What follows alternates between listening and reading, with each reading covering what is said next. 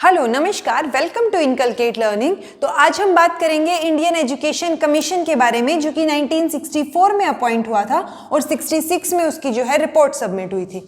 Chairman जो है वो दौलत सिंह कोठारी थे और अक्सर चेयरमैन के नाम से कमीशन जो है फेमस हो जाते हैं, तो ये भी कोठारी कमीशन के नाम से ज़्यादा फेमस है as compare to Indian education commission. 17 members जो हैं वो इस कमीशन में थे और ये एडहॉक कमीशन था। जब हम एडहॉक कमीशन बोल रहे हैं दैट मीन्स ये परमानेंट कमीशन नहीं था, जैसे कि इलेक्शन कमीशन। तो ये एडहॉक कमीशन था, कुछ टाइम के लिए एक पर्टिकुलर काम के लिए जो है इसको अपॉइंट किया गया था और जैसे ही इनका काम कंप्लीट होगा, ये रिपोर्ट सबमिट करेंगे, वैसे ही जो है ये डिसॉल्व हो जाएगा, यानी कि उसके बाद जो है ये कमीशन नहीं रहेगा। तो 1964 में जो है ये अपॉइंट हुआ था। 17 मेंबर्स जो हैं इसमें थे। उन 17 में से 5 मेंबर्स जो हैं वो फॉरेन कंट्रीज से जो है मेंबर्स थे। एक यूएसए, दूसरा जो है UK United kingdom, Japan, France और यूएसएसआर, जिसको आज के टाइम पे हम रशिया बोलते हैं। इसमें क्या किया था इन्होंने, किया कि 12 टास्क फोर्स और 7 वर्किंग ग्रुप्स जो है वो बनाए। तो इन्होंने ये जो टास्क फोर्स और वर्किंग ग्रुप्स बनाए थे, इनमें इन्होंने क्या किया, अलग अलग सेक्टर वाइज चीज़ें डिवाइड की। फॉर एग्जांपल कोई एलिमेंट्री एजुकेशन के लिए बनाया, कोई ओवरऑल स्कूल एजुकेशन के लिए बनाया, टीचर एजुकेशन के लिए, एग्रीकल्चर के लिए। तो इन्होंने ये फोर्स या ग्रुप्स हम बोल सकते हैं जो इन्होंने बनाए, ताकि वो अलग अलग जगह पे, या क्योंकि इस कमीशन के बारे में हर चीज़ की बात की गई है, चाहे वो टीचर्स हो, स्कूल एजुकेशन हो या फिर यूनिवर्सिटी एजुकेशन हो, तो सब एजुकेशन की बात जो है वो इसमें की गई थी। और वो जो है इन टास्क फोर्स और जो ग्रुप्स थे, इन्होंने जाके फील्ड लेवल पे चीज़ों को चेक किया और उसके बाद ये रिपोर्ट जो है बनी। इस रिपोर्ट का टाइटल जो है वो था एजुकेशन एंड नेशनल डेवलपमेंट, जो हमें याद रहना चाहिए। और 66 में जो है, यानी कि 2 साल बाद ये रिपोर्ट जो है सबमिट हुई थी। अब 2 साल तक इन्होंने बहुत ज़्यादा चीज़ों को देखा, ग्राउंड लेवल पे बहुत ज़्यादा काम इन्होंने किया और वो इन्होंने रिपोर्ट में जो है सबमिट किया। तो उस रिपोर्ट के जो है 3 पार्ट्स में इन्होंने रिपोर्ट को डिवाइड किया था, जिसमें से पहला पार्ट है चैप्टर 1 से लेके चैप्टर 6 तक, जिसमें general aspects of educational reconstruction की बात इन्होंने की, यानी ओवरऑल जनरल चीज़ों के बारे में इन्होंने चैप्टर 1 से लेके 6 तक बात की। दूसरा पार्ट है जिसमें चैप्टर 7 से लेके 17 तक इंक्लूड है, जिसमें इन्होंने डिफरेंट स्टेजेस की और सेक्टर्स की बात की जो एजुकेशन में है, यानी कि school education, higher education, university education. तो इन सब चीज़ों के बारे में इन्होंने सेकंड पार्ट में बात की। थर्ड पार्ट जो है उसमें 2 चैप्टर हैं 18 और 19, जिसमें इन्होंने प्रॉब्लम्स ऑफ इम्प्लीमेंटेशन की बात की कि जब आप इन चीज़ों को इम्प्लीमेंट कर रहे हैं ग्राउंड लेवल पे तो क्या क्या प्रॉब्लम्स आ सकती हैं। अब आप ये जो फर्स्ट पार्ट है, इसी में इस पार्ट के मोर देन 300 पेजेस हैं जो इन्होंने रिपोर्ट दी थी। तो अब आप सोच लीजिए कि ओवरऑल रिपोर्ट कितनी लेंथी होगी। तो आपको वो पूरी की पूरी रिपोर्ट पढ़ने की ज़्यादा ज़रूरत नहीं है, क्योंकि हम मेजरली जो है जब इसकी रिकमेंडेशंस की बात करते हैं तो हम इन 17 पॉइंट्स की बात करते हैं जो अभी हम डिस्कस करेंगे। और ये पॉइंट्स जो हैं वो कुछ हद तक मोर देन इनफ हैं आपके किसी भी एग्जाम के लिए, चाहे आप थियरी का एग्जाम दे रहे हैं या फिर आप यूजीसी नेट की प्रिपरेशन कर रहे हैं।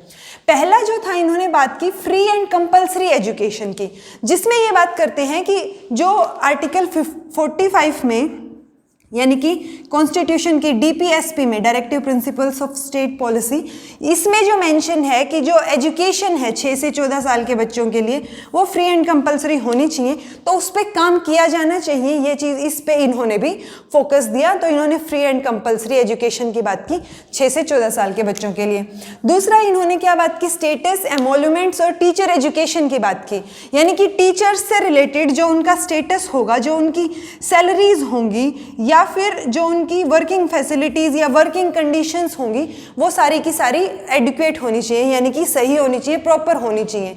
टीचर एजुकेशन की इन्होंने बात की, क्योंकि टीचर जो है वो किसी भी एजुकेशन सिस्टम का बहुत इंपॉर्टेंट पार्ट होता है। तो उसकी एजुकेशन जो है, मतलब टीचर एजुकेशन का मतलब ही क्या होता है कि आप इन सर्विस या pre service teacher education provide कर रहे हैं, या फिर टीचर अगर कोई स्टडी कंटिन्यू करना चाह रहा है तो उससे रिलेटेड उनको लीव मिलनी चाहिए। तो टीचर एजुकेशन पे भी इन्होंने काफ़ी फोकस किया, क्योंकि ये टीचर को जो है वो एजुकेशन सिस्टम का सबसे इंपॉर्टेंट पार्ट मानते हैं। तो इन्होंने, जैसे हमने बताया था कि सब चीज़ों के बारे में बात की, तो पहले इन्होंने ये एलिमेंट्री एजुकेशन की बात की, उसके बाद इन्होंने टीचर एजुकेशन पे फोकस किया, उसके बाद आता है डेवलपमेंट ऑफ लैंग्वेजेस, जिसमें इन्होंने अलग अलग लेवल के लिए अलग अलग जो है रिकमेंडेशंस दी, लेकिन 3 लैंग्वेज फॉर्मूला जो है वो काफ़ी फेमस रहा इनका। अब 3 लैंग्वेज फॉर्मूला का मतलब क्या था? इनकी प्राइमरी लेवल सेकेंडरी लेवल पे अगर हम देखें तो इनके लिए फर्स्ट लैंग्वेज सेकेंड लैंग्वेज अलग थी, लेकिन ओवरऑल बेसिक की अगर हम बात करें, जो कि अक्सर एग्जाम्स में पूछ लिया जाता है, टैट एग्जाम्स में या यूजीसी में, 3 लैंग्वेज फॉर्मूला इन्होंने दो टाइप से डिवाइड किया। एक थे हिंदी स्टेट्स और दूसरे थे नॉन हिंदी स्टेट्स। बेसिकली इस फॉर्मूले का मतलब जो है वो यही था ताकि कम्युनिकेशन इंक्रीज हो सके ऑल ओवर इंडिया। अब हिंदी स्टेट्स हैं, उनको हिंदी आती है, लेकिन इनको हिंदी नहीं आती है मेजर तौर पे अगर हम बात करें मेजॉरिटी की, तो इनके अंदर इनके आपस में जो है कम्युनिकेशन कैसे इंक्रीज किया जाए उससे रिलेटेड था 3 लैंग्वेज फॉर्मूला। अपने हिसाब से जो है थ्योरेटिकल रूप में अगर हम देखें तो ये बहुत बढ़िया था, लेकिन इम्प्लीमेंटेशन का क्या हुआ वो हम बात करते हैं। जो हिंदी स्टेट्स थे, अब इन्होंने बोला कि पहली जो लैंग्वेज होगी वो मदर टंग होगी, ठीक है। अब मदर टंग में इन्होंने अपनी मदर टंग चूज की, क्योंकि बहुत सारी लैंग्वेजेस हैं, तमिल, तेलुगु, कन्नड़, वो सारी की सारी किस्में हैं, कॉन्स्टिट्यूशन में भी हैं, तो उन लैंग्वेजेस में से इन्होंने अपनी मदर लैंग्वेज चूज कर ली। और यहाँ पे जो है हिंदी स्टेट्स में मेजर जो नॉर्थ इंडियन स्टेट्स हैं उन सब में क्या है, मदर टंग मोस्टली हिंदी है, तो इन्होंने हिंदी चूज कर ली। अब यहाँ से एक चीज तो क्लियर हो गई कि कम्युनिकेशन तो नहीं हो पाएगा ढंग से। क्यों नहीं हो पाएगा? क्योंकि यहाँ पे हिंदी है और यहाँ पे इनकी अपनी मदर टंग है। दूसरा जो है दूसरी लैंग्वेज का था कि आपकी दूसरी लैंग्वेज वो लैंग्वेज होगी जो फर्स्ट नहीं है। अब फर्स्ट में इन्होंने अपनी मदर टंग चूज किया, तो इन्होंने क्या किया, फिर इंग्लिश चूज कर ली, क्योंकि हिंदी और इंग्लिश जो हैं वही 2 लैंग्वेजेस यूनियन के लेवल पे या ऑफिशियल वर्क में जो है वो यूज की जाती हैं। तो सेकंड जो है इन्होंने भी इंग्लिश चूज कर ली और ये नॉन हिंदी स्टेट्स ने भी इंग्लिश चूज कर ली। लेकिन उस टाइम तक जब हम बात कर रहे हैं 1966 की, तो उस टाइम तक ज़्यादा जो है एजुकेशन पे इतना फोकस नहीं था कि बहुत सारे लोग जो हैं लिटरेट हो या लिटरेसी रेट जो है वो बहुत ज़्यादा हो, तो इसलिए बहुत कम लोगों को ये लैंग्वेज आती थी। इसलिए हम बोल सकते हैं कि कम्युनिकेशन लेवल अभी भी उस स्तर पे नहीं पहुंचा था जिस स्तर पे कि सबको आपस में कम्युनिकेशन करने में दिक्कत ना हो। तीसरी लैंग्वेज से रिलेटेड क्या था कि तीसरी लैंग्वेज आपकी वो लैंग्वेज होनी चाहिए जो आपकी फर्स्ट और सेकंड नहीं है। अब फर्स्ट और सेकंड नहीं है तो इसमें इन्होंने क्या किया, क्योंकि इसमें और भी लैंग्वेजेस हैं कॉन्स्टिट्यूशन में, बट इन्होंने फोकस किया था कि नॉन हिंदी स्टेट्स जो हैं वो हिंदी लैंग्वेज को प्रेफर करें और हिंदी स्टेट्स जो हैं वो इनमें से कोई, इनकी जो साउथ इंडियन लैंग्वेजेस जो हैं, कोई तमिल या कन्नड़ या उनमें से कोई लैंग्वेज प्रेफर करें। लेकिन ग्राउंड लेवल पे क्या हुआ, इन्होंने संस्कृत चूज कर ली जो हिंदी स्टेट्स थे, और इन्होंने अपनी ही कोई लैंग्वेज जो तमिल के अलावा या जो क्योंकि उसमें बहुत सारी लैंग्वेजेस हैं, वहाँ वैरायटी ज़्यादा है, तो उनमें से कोई लैंग्वेज चूज कर ली। बेसिकली ग्राउंड लेवल पे जो है इस फॉर्मूला ने, जो ये फॉर्मूला था, इसने अच्छे से काम नहीं किया। क्यों नहीं किया वो हमने अभी अभी पढ़ा कि तीनों लैंग्वेजेस जो है वो किस हिसाब से चूज हुई। मेजर इन्होंने क्या सजेस्ट किया था डेवलपमेंट ऑफ लैंग्वेजेस में, 3 लैंग्वेज फॉर्मूला सिर्फ इसलिए दिया था कि आपस में जो है कम्युनिकेशन इंक्रीज हो सके। दूसरा जो है इन्होंने हिंदी के जो आर्टिकल 351 में जो है कॉन्स्टिट्यूशन का आर्टिकल 351 प्रमोट करता है हिंदी लैंग्वेज को, कि आप जो है हिंदी लैंग्वेज को प्रमोट करने की कोशिश करेंगे, तो वो चीज़ की भी इन्होंने बात की। इंटरनेशनल लैंग्वेज के ऊपर भी इन्होंने बात की कि सिर्फ यहीं तक कम्युनिकेशन सीमित नहीं होना चाहिए और हमें कोई अदर इंटरनेशनल लैंग्वेज भी आनी चाहिए। तो अब यहाँ पे डेवलपमेंट जो है वो लैंग्वेजेस के बेसिस पे तो अच्छा हुआ कि 3 लैंग्वेजेस आती हैं, 3 लैंग्वेजेस की नॉलेज है लोगों को, लेकिन कम्युनिकेशन गैप जो है वो अभी भी हिंदी और नॉन हिंदी स्टेट्स में रह गया।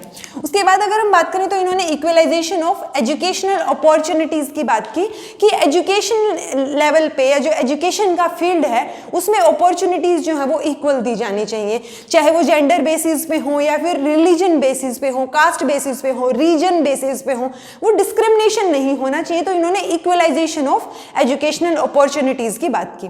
फिर आता है आइडेंटिफिकेशन ऑफ टैलेंट। अब हम बहुत बार देखते हैं कि अगर किसी का टैलेंट बचपन में ही जो है पता चल जाता है अच्छे से कि भाई इस बच्चे को जो है डांस बहुत अच्छा आता है, तो उसका जो टैलेंट है वो बहुत अच्छे से उभारा जा सकता है और उसको जो है एक्सीलेंसी उस चीज़ में हासिल हो सकती है।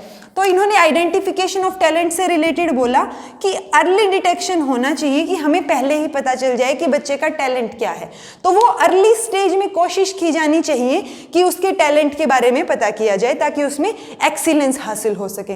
उसके बाद है इन्होंने, ये पहला कमीशन था जिसने वर्क एक्सपीरियंस पे बात की, टीचर्स से रिलेटेड, नेशनल सर्विस पे भी इन्होंने बात की। तो ये ओवरऑल जो है हर चीज़ के ऊपर बात करना चाह रहे थे और एक बहुत ब्रॉड पर्सपेक्टिव जो है वो लेके चल रहे थे। फिर इन्होंने साइंस एजुकेशन और रिसर्च पे बात की और इन्होंने कहा कि साइंस और मैथ्स जो हैं वो इंटीग्रल पार्ट होना चाहिए किसी भी करिकुलम का, ताकि लॉजिकल थिंकिंग और रीजनिंग जो है वो डेवलप हो सके। तो साइंस और मैथ्स को जो है इन्होंने इंटीग्रल पार्ट बताया एजुकेशन का। उसके बाद है education for agriculture and industry. इन्होंने ये भी बोला कि स्टेट वाइज जो है एटलीस्ट 1 एग्रीकल्चर यूनिवर्सिटी होनी चाहिए हर एक स्टेट में, ठीक है। तो इन्होंने एग्रीकल्चर से रिलेटेड और इंडस्ट्री से रिलेटेड जो एजुकेशन थी, जो टेक्निकल एजुकेशन थी, उस पर ज़्यादा फोकस करने की बात कही। फिर इन्होंने प्रोडक्शन ऑफ बुक्स के बारे में बात की, जिसमें ये बोलते हैं कि क्वालिटी जो है बुक्स की वो एनहेंस होनी चाहिए और जो है क्वालिटी पे ज़्यादा फोकस होना चाहिए, जिससे कि क्योंकि बुक्स और टीचर्स जो हैं वो ज़्यादा इंपॉर्टेंट हैं। तो अगर आपकी बुक्स की क्वालिटी अच्छी है, आप उसमें जो है जो लिख रहा है उस बुक को, उन लोगों को जो है राइटिंग में जो है बहुत अच्छा लिखते हैं जो लोग, उनसे जो है वो बुक्स लिखवाई जानी चाहिए। तो इन्होंने प्रोडक्शन ऑफ बुक्स में क्वालिटी पे ज़्यादा फोकस किया। फिर आता है एग्जामिनेशंस और secondary education, higher university education. अब इन सब से रिलेटेड इन्होंने क्या कहा, एग्जामिनेशन में ये बोलते हैं कि जैसे हम लेवल डिसाइड करते हैं कि हम मार्कशीट पकड़ा देते हैं बच्चे को, तो उसमें जो है सर्टिफिकेशन में क्वालिटी ज़्यादा मेंशन होनी चाहिए कि जो बच्चे की परफॉर्मेंस थी उस परफॉर्मेंस की क्वालिटी क्या है, उस पर फोकस किया। सेकेंडरी एजुकेशन, यूनिवर्सिटी एजुकेशन में भी इन्होंने वही चीज़ों पे फोकस किया कि क्वालिटी जो है ज़्यादा एनहेंस होनी चाहिए। प्लस यूनिवर्सिटी की अगर हम बात करें तो लैब्स पे या जो प्रैक्टिकल लाइफ है, तो ओवरऑल ये बात कर रहे थे इस सिचुएशन में कि चीज़ों को प्रैक्टिकल लाइफ से जोड़ के देखा जाना चाहिए और बच्चों को प्रैक्टिकल नॉलेज भी होनी चाहिए उस फील्ड से रिलेटेड। फिर इन्होंने पार्ट टाइम एजुकेशन और कोरस्पॉन्डेंस कोर्सेज की बात की, ताकि कोई अगर वर्किंग है या जो ज़्यादा पढ़ाई नहीं कर सकता और काम करना चाह रहा है, तो एक पर्टिकुलर लेवल के साथ साथ वो काम के साथ साथ कोई जो है पार्ट टाइम एजुकेशन या कोरस्पॉन्डेंस कोर्स को कर सके, उसके साथ साथ उसकी पढ़ाई भी चलती रहे। फिर है spread of literacy and adult education. अब लिटरेसी को इंक्रीज करने के लिए अडल्ट एजुकेशन बहुत ज़रूरी है, क्योंकि 1966 की बात हो रही है, तो उस टाइम पे लिटरेसी रेट कुछ ज़्यादा खास नहीं था। तो लिटरेसी को इंक्रीज करने के लिए टीचर्स और स्टूडेंट्स को भी जो है इस चीज़ पे फोकस करना चाहिए कि टाइम टू टाइम जो है वो अडल्ट एजुकेशन के लिए कैंप्स ऑर्गेनाइज करते रहें। फिर जो है इन्होंने बात की गेम्स एंड स्पोर्ट्स की, कि गेम्स और स्पोर्ट्स को जो है सिर्फ खेलकूद ना लेके एक बड़े लेवल पे जो है वो लेके जाना चाहिए। और इसमें भी जो है उन्होंने हर जगह सेक्युलरिटी की बात की थी। फिर है एजुकेशन ऑफ माइनॉरिटीज़, इसमें भी वही चीज़ आ जाती है कि इन्होंने इक्वलाइजेशन की बात की, चाहे वो किससे रिलेटेड हो, कास्ट से रिलेटेड हो या फिर रिलीजन से रिलेटेड हो। एजुकेशनल स्ट्रक्चर की इन्होंने बात की कि जब 10+2+3 का फॉर्मूला अपनाया जाए, तो ये जो +2 वाला जो सिस्टम है ये कॉलेज में और जो है स्कूल में दोनों में करने की बात इन्होंने की थी उस टाइम पे, ताकि सिचुएशन के हिसाब से बच्चे की पढ़ाई ना छूटे, चाहे वो किसी भी सिचुएशन में या किसी भी एनवायरनमेंट में रह रहा हो। तो ये था इंडियन एजुकेशन कमीशन के बारे में, ये थी उनकी मेजर रिकमेंडेशंस। और उसके बाद आपको जो है ये बहुत बड़ी डिटेल्ड रिपोर्ट है। इन्होंने ये भी बोला था कि अगर इनको थोड़ा और टाइम मिलता तो ये इस रिपोर्ट को जो है वो थोड़ा और छोटा करके दे सकते थे। So this was all about Indian education commission और कोठारी कमीशन। अगर आपको ये वीडियो इन्फॉर्मेटिव लगा हो तो लाइक कीजिए, शेयर कीजिए और सब्सक्राइब कीजिए इनकलकेट लर्निंग को। Thank you so much for watching.